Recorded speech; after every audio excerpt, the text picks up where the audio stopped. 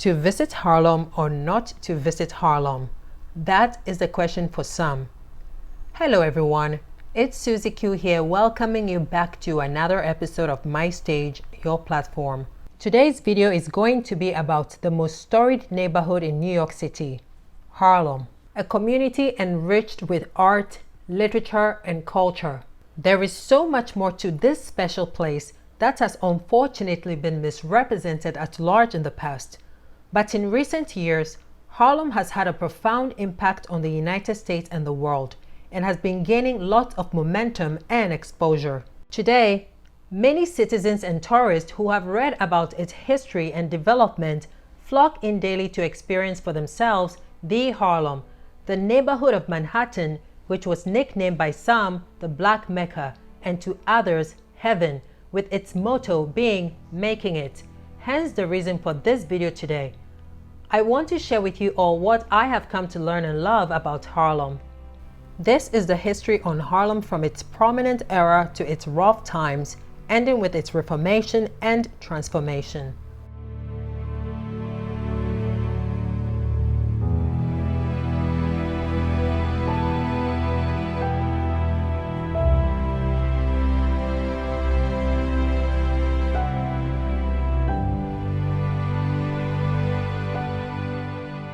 Harlem is a neighborhood located in Upper Manhattan in New York City, bounded by Frederick Douglass Circle, St. Nicholas Avenue, and Morningside Park, all on the west, with 155th Street and the Harlem River on the north side, 5th Avenue to the east, with Central Park North to the south.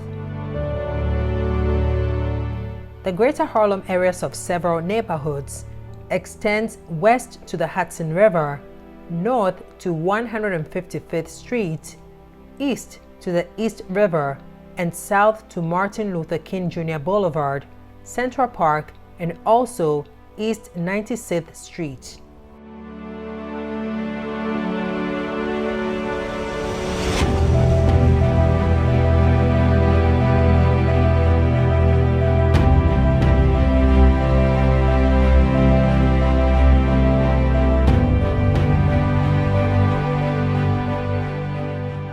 Martin Luther King Jr. Boulevard is also 125th Street, which is a two-way street that runs east-west in the New York City borough of Manhattan from 1st Avenue on the east of Marginal Street, which is a service road for the Henry Hudson Parkway on the Hudson River in the west. It is considered the main street of Harlem. Notable buildings along 125th Street include the Apollo Theater, which opened in 1914 as Hertig and Simon's new burlesque theater. It became the Apollo Theater in 1934 and opened to black patrons. Before that, it had been a white-only venue. In 1983, both the interior and exterior of the building were designated as New York City landmarks. The building was added to the National Register of Historic Places. About an estimate of 1.3 million people visit the Apollo Theater every year. The theater has a capacity of 1,506 seatings.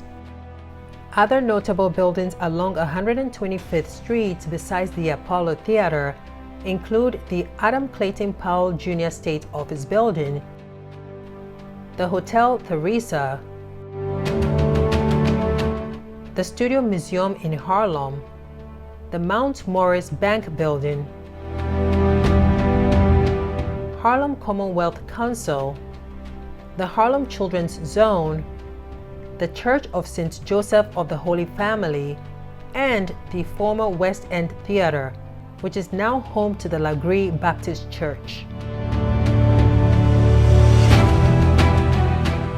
This is a picture of Osajifo Dr. Kwame Nkrumah, Ghana's very first president, giving a speech in front of the Hotel Theresa in Harlem in 1960, with Malcolm X sitting behind him in the background to his right. Let's take a brief look at the Morningside Park.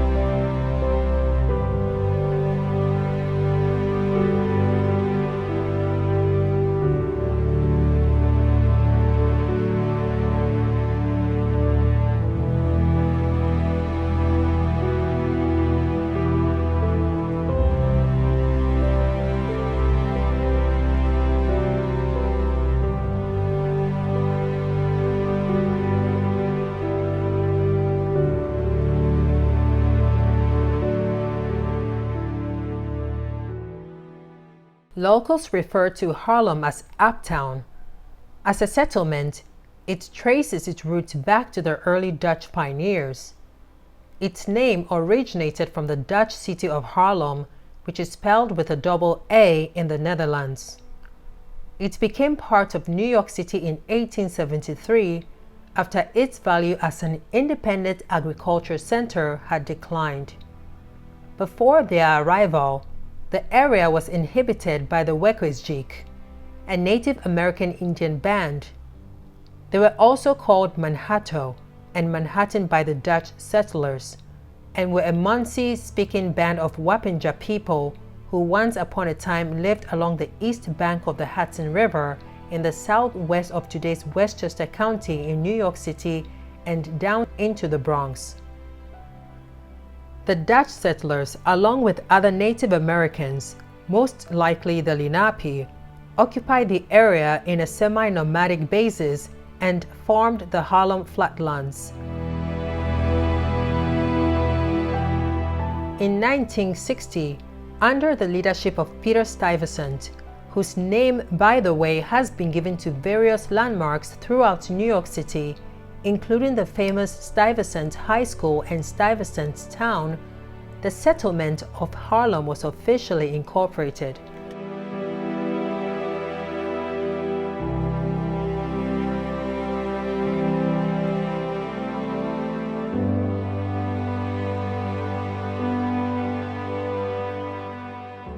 During the American Revolution, the British burned Harlem to the ground.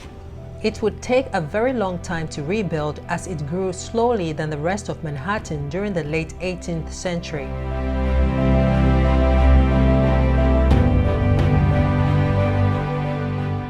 Starting in 1868, Harlem had an economic boom after the American Civil War.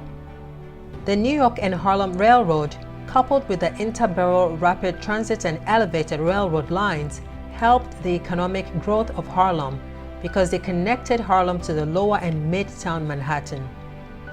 As the neighborhood continued to serve as a refuge for New Yorkers, an increasingly large amount of people coming north were poor and Jewish and Italian.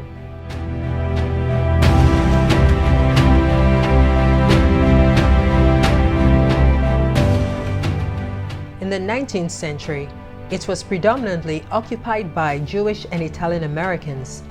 But during the Great Migration in the 20th century, African American residents, escaping the South of Jim Crow laws and the culture of lynching violence era, turned to the northern industrial cities to seek better jobs and education for their children.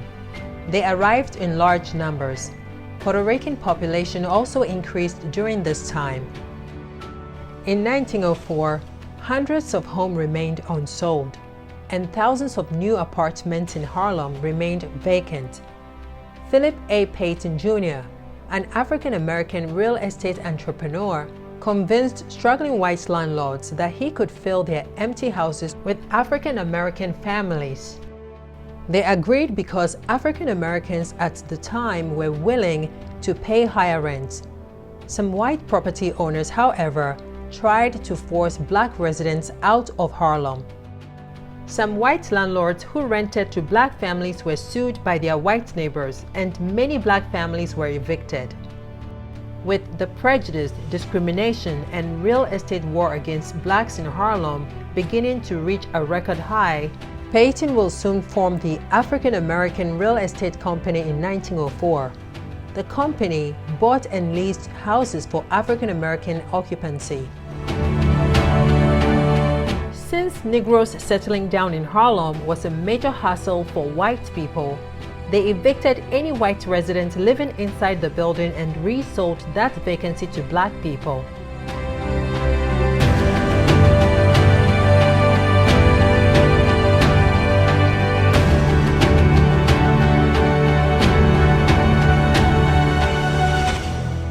Payton and his company continued to acquire various properties in Harlem. This really scared white people and they began fleeing Harlem. This was known as the White Flight. Numerous houses, block after block, were left deserted. By 1913, Harlem was home to 50,000 African Americans. Soon, they started opening and owning businesses in Harlem.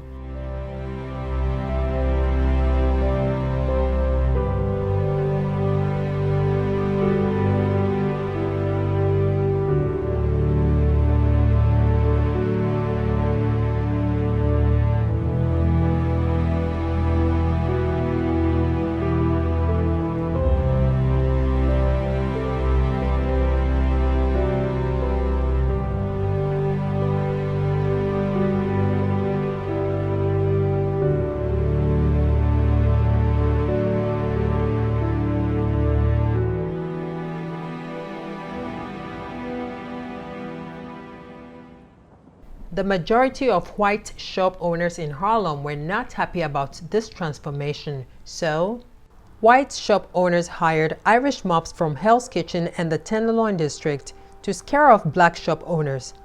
Black shop owners fought back by hiring local men like William Bob Hewlett to protect their businesses. They managed to run the Irish mob out of Harlem. Philip Payton Jr., who played a big role in helping African Americans migrate to Harlem, died in 1917. He was later known as the father of Harlem.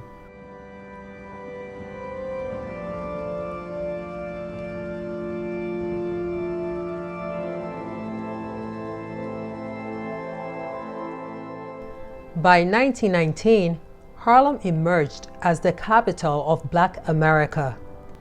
In 1910, the population in central Harlem was about 10% of Black people. In the 1920s, it grew to about 32%, and eventually, that percentage would also increase to 70% in the 1930s.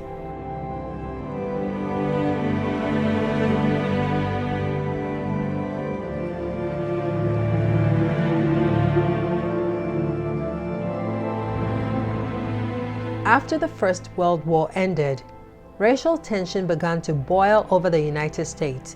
In France, African American soldiers had a taste of what freedom and respect was like, an experience which they never had at home in America. They were determined to fight for equal treatment, but found that discrimination against blacks was just as present as it was before the war.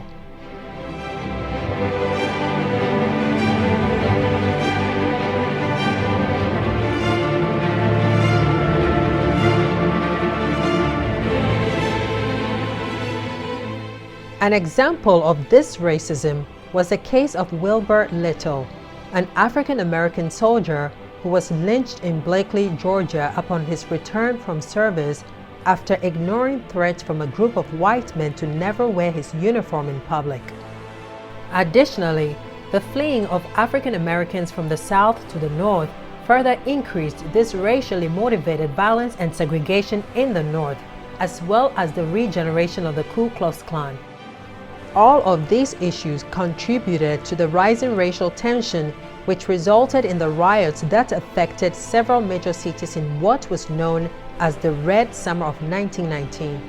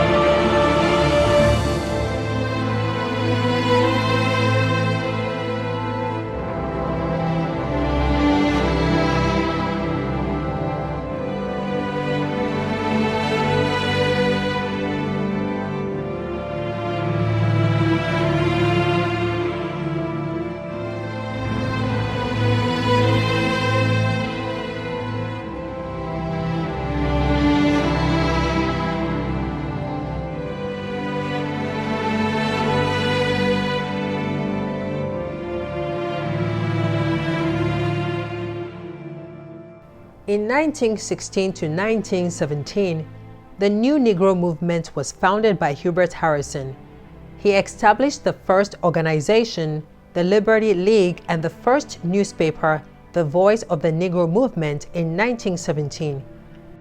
This movement energized Harlem and beyond with its race-conscious and class-conscious demands for political equality, an end to segregation and lynching, as well as calls for armed self-defense when appropriate.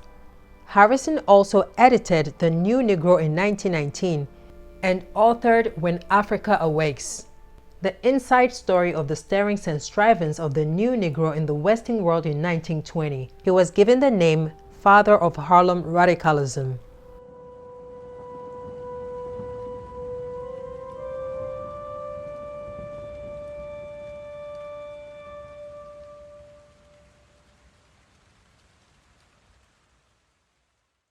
The National Association for the Advancement of Colored People played an important role in the awakening of the Negro Renaissance, which was a cultural component for the new Negro movement. The NAACP officials, W.e.bDubois, James Weldon Johnson, Walter White, and Jesse Redmond Fawcett provided financial support, aesthetic guidance, and literature to this cultural awakening. According to the NAACP, this cultural component of the new Negro movement provided the first display of African American culture of self-expression.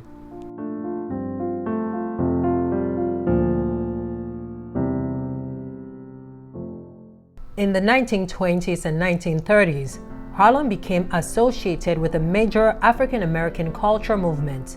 Central and West Harlem were the center of Harlem Renaissance, with the outpour of various artists which extended to poetry, novels, theater, and visual arts. Before the famous Apollo Theater opened on 125th Street on January 26, 1934, there were other theater companies like the American Negro Theater, the New Heritage, and the Harlem Suitcase Theater. Over 125 entertainment venues were in operation in the 1920s and 1930s. Besides theaters, there were lounges, cafes, taverns, superclubs, rib joints, dance halls, as well as bars and girls. 133rd Street was known as Swing Street. During the Prohibition era, it became known for its cabarets, speakeasies, and jazz scene, and was nicknamed Jungle Alley because of the interracial mingling on the street.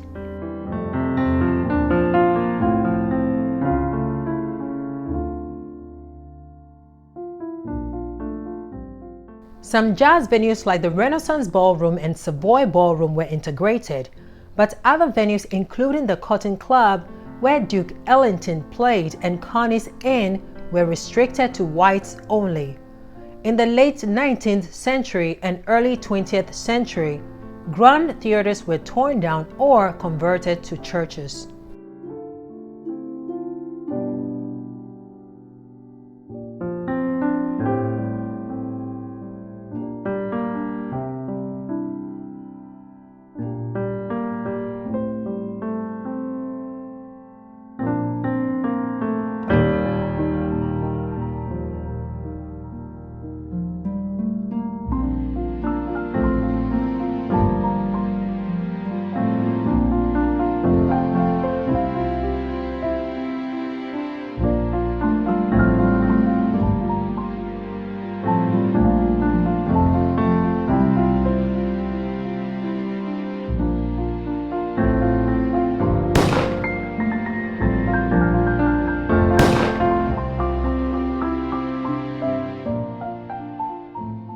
Harlem's reputation for crime began somewhere in the 1930s with job losses during the Great Depression and the deindustrialization of New York City after World War II. Rates of crime and poverty increased significantly. About 25% of people were unemployed in the early 1930s, and the employment prospect stayed low for decades. Traditionally black businesses, domestic services, and some manual labor were also taken over by other ethnic groups. There were several riots, including the years of 1935 and 1943.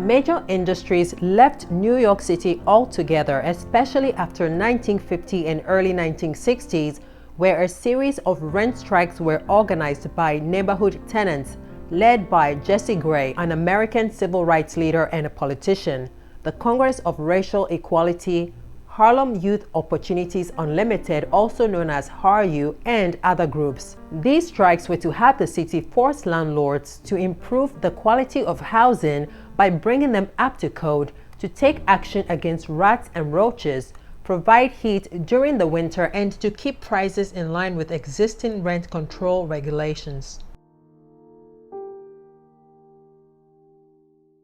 In central Harlem, asthma was more common in children compared to other New York City neighborhoods. This was mostly due to substandard housing conditions like inadequate heating, cracks and holes, water leaks, the presence of rat or mice as mentioned prior, peeling paints, the presence of mold, moisture, and dust mites. Central Harlem tracked worse in regards to home maintenance conditions in 2014 compared to the average rate in Manhattan and New York City.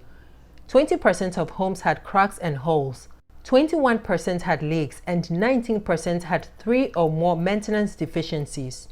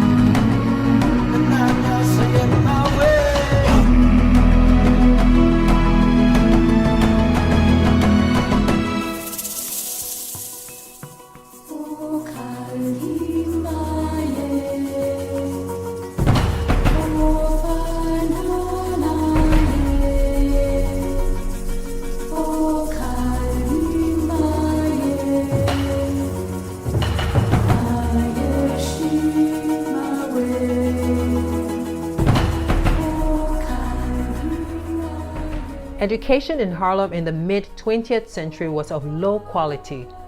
In the 1960s, roughly about 75% of students in Harlem tested under grade levels in reading skills, and about 80% tested under grade levels in math.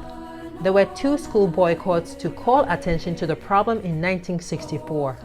92% of students stayed home in central Harlem.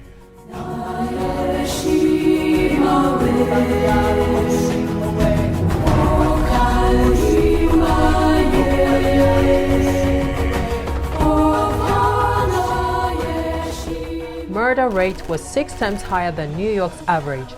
Half of the children in Harlem grew up with one parent or none, and lack of supervision contributed to juvenile delinquency.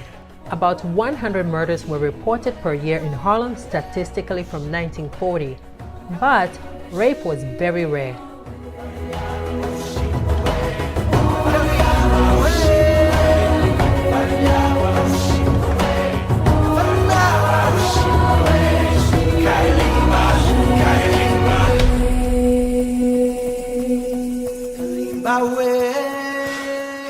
Harlem was home to the Sicilian Mafia and Italian organized crime groups, and later on, a stronghold of the Italian-American Mafia in the early 20th century. Black criminal groups began to organize themselves similarly as ethnic composition of the neighborhood changed. However, the black gangs did not compete with the established mobs. They focused on the policy racket, also called the numbers game or boleta in East Harlem. It was a gambling scheme similar to playing a lottery and was played illegally from many locations around Harlem. But especially, it was predominantly played in Harlem's poor black neighborhoods. It became the largest American black-owned business during the 1920s. The game consisted of picking 3-digit numbers from 0 to 999. A player could bet any amount. It could even be a nickel or a dime. The winning number was taken each day from a source that the promoters of the game couldn't control. For example, a race result or the stock exchange. The total money at play in the early 1950s amounted to billions of dollars. The police force had been thoroughly corrupted by bribes from numbers bosses who financially became extremely wealthy and provided capitals for loans for those who could not qualify for them through a traditional financial institution.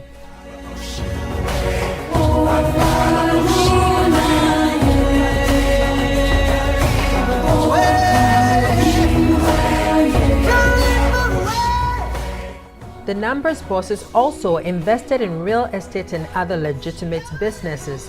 One of the early numbers bosses was a woman named Madame Stephanie St. Clair, who exchanged lethal gun battles with mobster Dutch Schultz when she refused to hand over her numbers trade to him and be employed under him.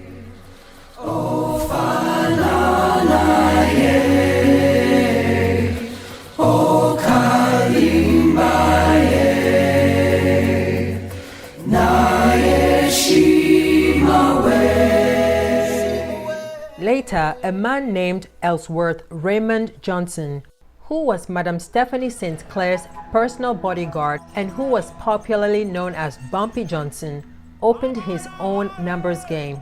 The TV series The Godfather of Harlem, which aired on Epix, was based on true events which took place during that era. Thanks to the popularity of the numbers game, state lottery was introduced. This was legal and had lower payouts with taxes collected on winnings.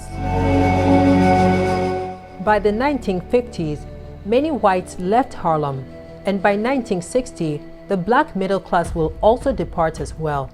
During this time, control of organized crime shifted from the Italian group to local blacks. Puerto Rican and Cuban groups were not formally organized. Also, the drug addiction rate in Harlem was 10 times higher than the New York City average during the time of the 1964 riots, and 12 times higher than the United States as a whole. About 15 to 20,000 of 30,000 estimated drug addicts in New York City lived in Harlem. Between 1953 and 1962, the crime rate among young people increased throughout New York City, but was consistently 50% higher in Harlem than in New York City as a whole. I would stick up, I would steal. Through the 1950s and 1960s, the injecting of heroin grew in popularity in Harlem, though the use of this drug then leveled off. In the 1980s, use of crack cocaine became widespread, which produced collateral crime as addicts stole to finance their purchasing of additional drugs and as dealers fought for the right to sell in particular regions or over deals gone bad.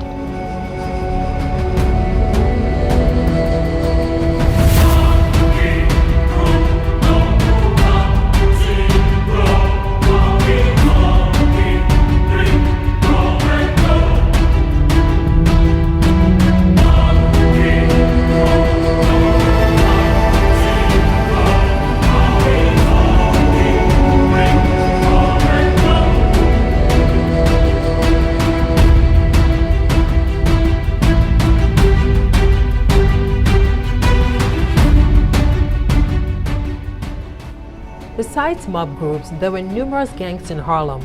Most of them were based in housing projects. Revenge violence can erupt and last for years when one gang member is killed by another gang. One of the most popular gangs which operated in East Harlem and its surroundings in the 1970s, known as the East Harlem Purple Gang, was an Italian-American group of hitmen and heroin dealers. Harlem and its gangsters have a strong link to hip-hop, rap and R&B culture in the United States. Many successful rappers in the music industry came from gangs in Harlem. Rappers like Tupac, who is my favorite rapper of all times, Jim Jones and Cameron were all born and raised in Harlem. Gangster rap, which has its origin in the late 1980s, often has lyrics that are misogynistic or that glamorizes violence, glamorizes guns, drugs, and easy women in Harlem and New York City.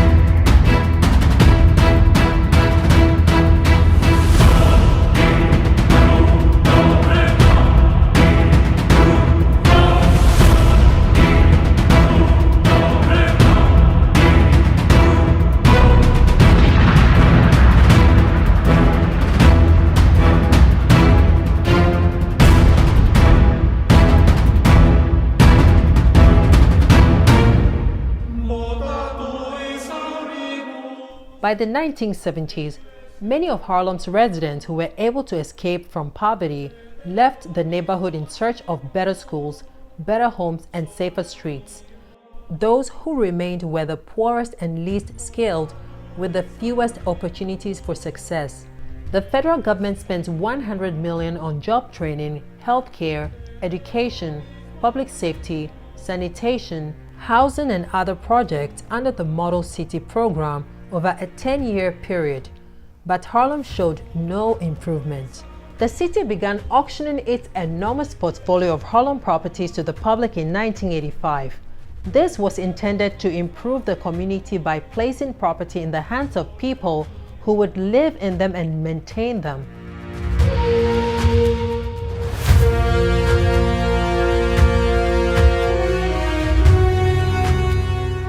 In many cases, the city would even pay to completely renovate a property before selling it below market value or by lottery.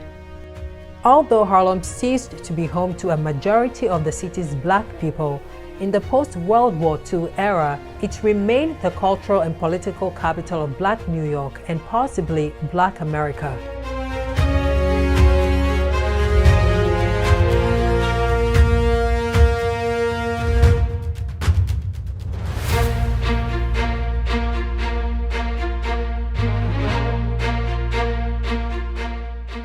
In the 21st century, crime rates in Harlem dropped significantly with the end of the crack wars in the mid-1990s and with the initiation of aggressive policing under mayors David Dinkins and his successor Rudy Giuliani. That was when Harlem started to gentrify. Compared to in 1981, when 6,500 robberies were reported in Harlem, reports of robberies dropped to 4,800 in 1990, to 1,700 in 2000, and to 1,100 in 2010. Within the 28th and 32nd precincts, there have been similar changes in all categories of crimes tracked by the NYPD.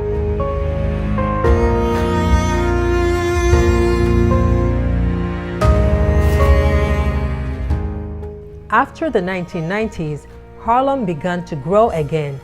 Between 1990 and 2006, the neighborhood's population grew by 16.9%, with the percentage of black people decreasing from 87.6% to 69.3%, then dropping to 54.4% by 2010.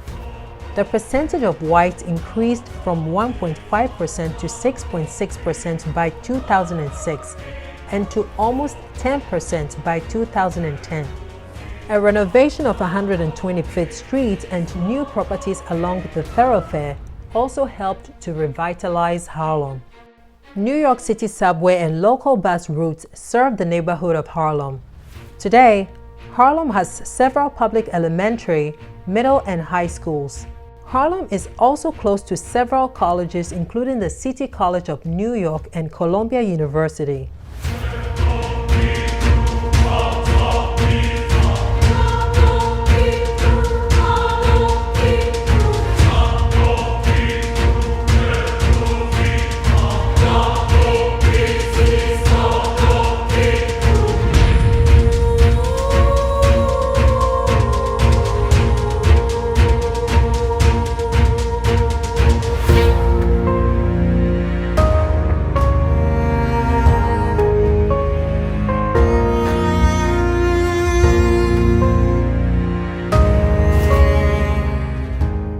Some historic places to visit in Harlem is the Hamilton Grange National Memorial, located on 414 on West 141st Street in St. Nicholas Park in Manhattan, New York City. It was a country home to founding father Alexander Hamilton. It was designed by architect John McComb Jr. and used to sit on a 32 acres estate in Upper Manhattan on Convent Avenue and 141st Street. The Grange, which was named after Hamilton's grandfather's own holdings in Scotland, is a two-story frame federal-style house completed in 1802, 2 years before Hamilton's death resulting from a duel with Aaron Burr on July 11, 1804. It was the only home Hamilton ever owned. The estate remained in his family for 30 years after his death till it became a National Historic Landmark in December of 1960.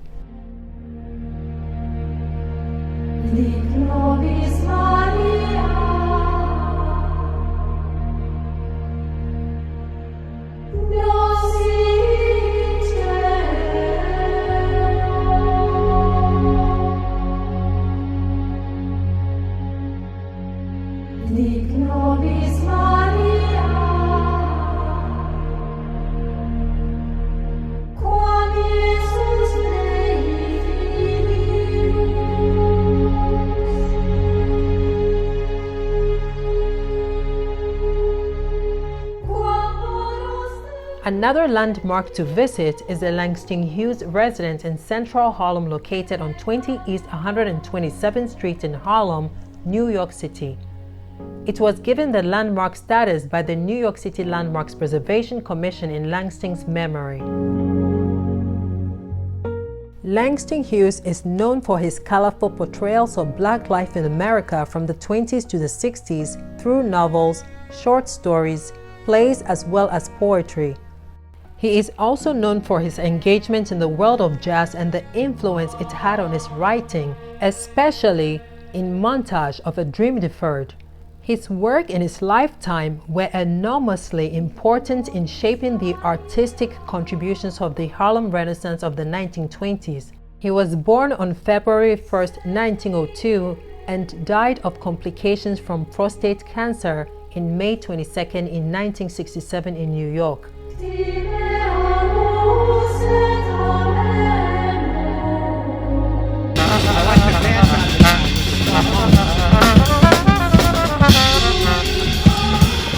Today, not only is Harlem a safer community than it was many years ago, but it has such great diversity of people with migrations from all around the world and still remains a community with so much arts and culture amongst its residents. There are many dining hotspots or restaurants with great food like Ponte Bistro on 2375 on Adam Clayton Powell Jr. Boulevard and the Red Rooster on 310 Lenox Avenue in Harlem, New York.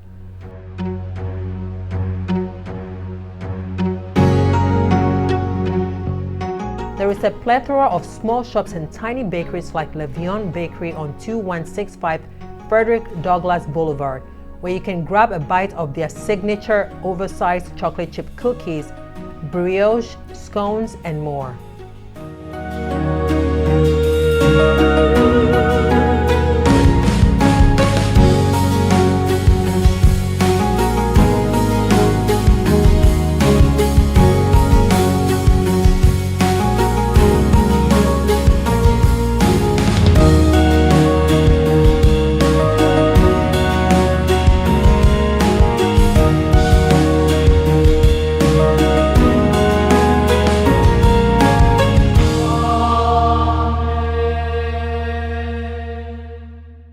These are some of the things Harlemers had to say about their community. It's your one-stop shop. You get it's very convenient.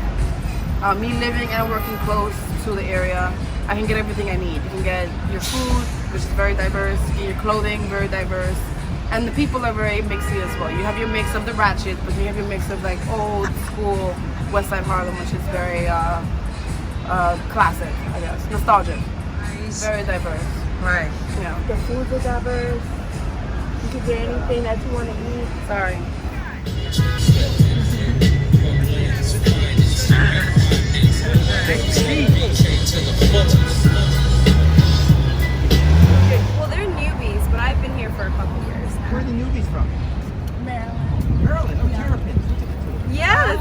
That's us. I mean, I went to NYU. Yeah, I've been here for like 4 years now. We're going to the park first, and we're gonna have a picnic. I think. Yeah, St. Nicholas Park. We love St. Nicholas Park, and then the Honeywell has really good drinks, so we might go there after. It's a little uptown. And I think like my favorite thing about this neighborhood is probably like the restaurants. Monte Bistro is my favorite restaurant in this entire neighborhood. Yeah. Oh, you do? He always comes around and like greets everyone and says hi. It's really sweet. Yeah. There's a new like coffee shop called Ink Harlem that's really sweet. That's next to Bell. You guys have been there, which is really nice. The culture, the people. Yeah. It's a very solid culture for sure. There are fascinating activities happening inside the community, either on the streets like buskers performances, also known as street musicians or free street music and art. And in the parks, you will find activities like chess games, basketball games, and family picnics.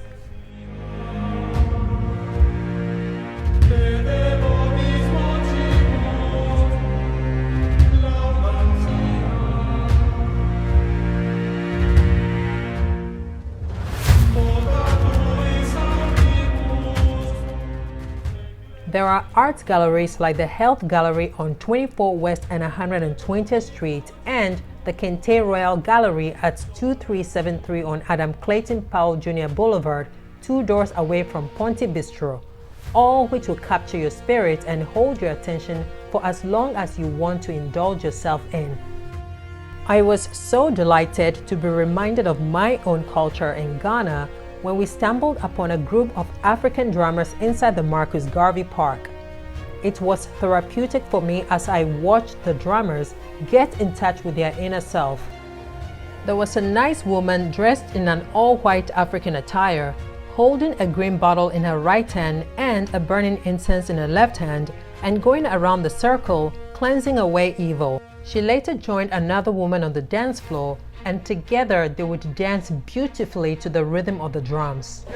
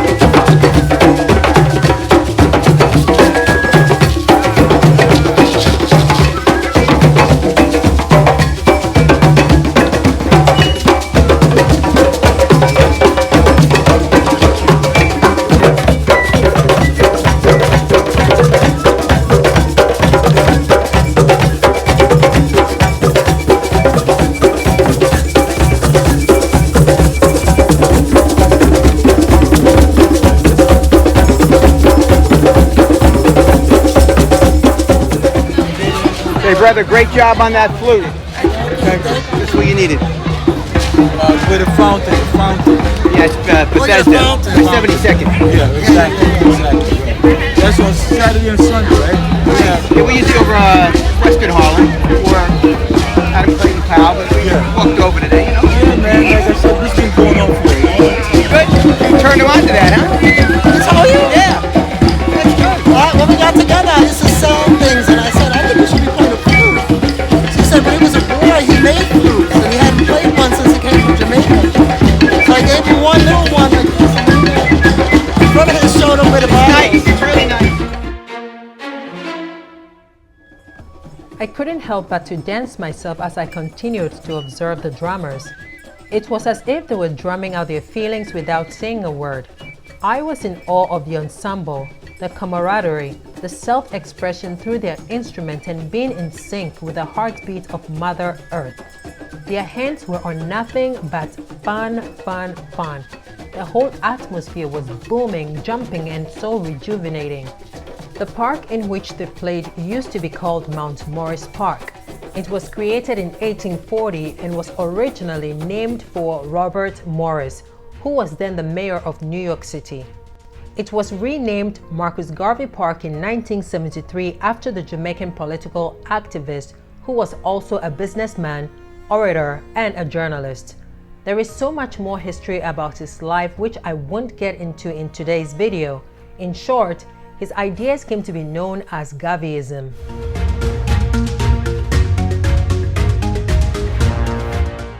Before it was renamed Marcus Garvey Park in 1973, the Harlem Mount Morris Park staged a series of free concerts over 6 weekends that drew over 300,000 people in attendance to what was known as the Harlem Cultural Festival in the summer of 1969. The event was colloquially known as the Black Woodstock, but it took place weeks before the Woodstock Festival in upstate New York. The event attracted famous artists like Stevie Wonder, Nina Simone, Gladys Knight, The Fifth Dimension, Sly and the Family Stone, and David Ruffin from The Temptations. Filmmaker Hal Tolchin, who captured the festival in its entirety, tried to sell the footage to studios who turned him down. As a result, it sat in Tolchin's basement for half a century until his death in 2017, when producers David Dynastine and Robert Faberland obtained the never-before-seen footage, one that no one knew existed or that the concert even ever took place. Most people before my generation and even during my generation have heard about the musical festival which took place in Woodstock in upstate New York. But unless you were born in the 1969 era, living in Harlem or its neighboring towns, or have a friend who invited you out during the 6 weeks period when the festival was ongoing, my guess will be that it is very likely that you have never heard of a Harlem Cultural Festival. According to the root drummer Amir Thompson, whom you might know by the stage name Questlove, its footage existed but was never shown because of a few reasons. One being racial injustices and anti-war protests and general ambivalence to the landing on the moon in that period.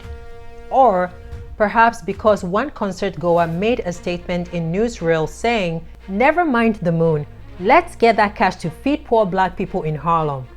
And so, just like most black cultural history has been erased from history books and considered insignificant, the 1969 Harlem Cultural Festival was erased until its airing at the virtual Sundays Film Festival. It was finally featured in a documentary titled Summer of Soul, or When the Revolution Could Not Be Televised, and was released this summer on July 2nd, 2021 on Hulu and in theaters.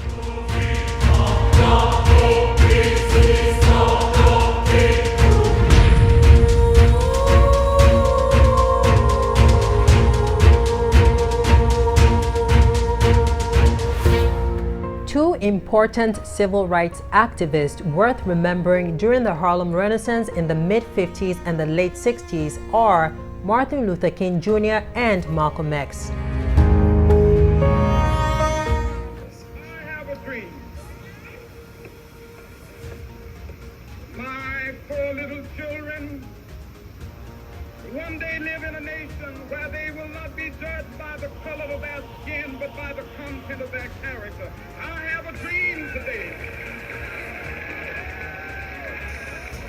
Martin Luther King Jr., a Baptist minister and a social activist, whose involvement in the NAACP movement began during the Bass boycott of 1955, played a key role in the American civil rights movement by preaching and using nonviolence to fight for equal rights and racial integration from the mid-1950s till his assassination on April 4, 1968 in Memphis, Tennessee.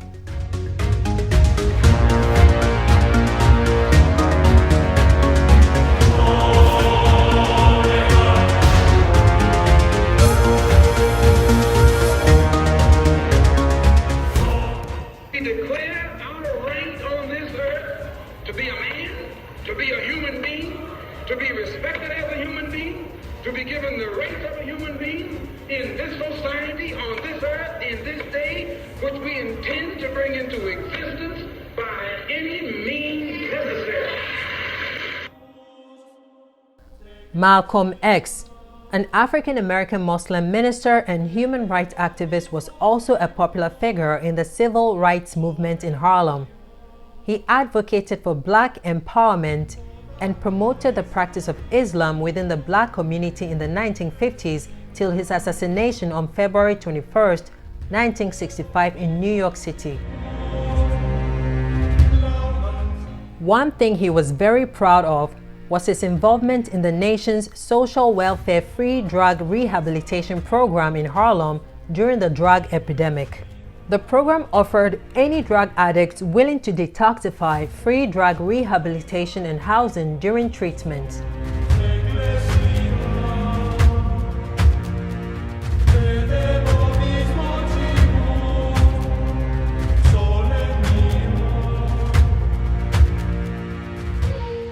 This Statue of Liberty is currently on display at the Morningside Park in Harlem till the end of October.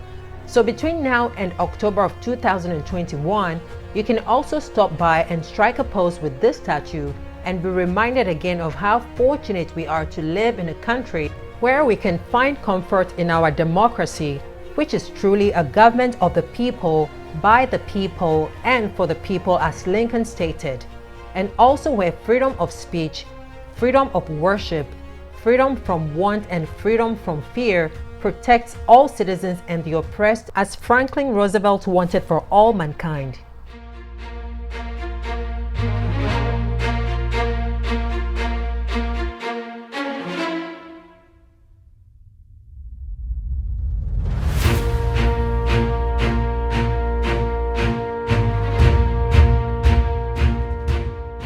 And so, with all that said, Harlem in this modern era is a place to visit, a place to consider your future home or opening a future business.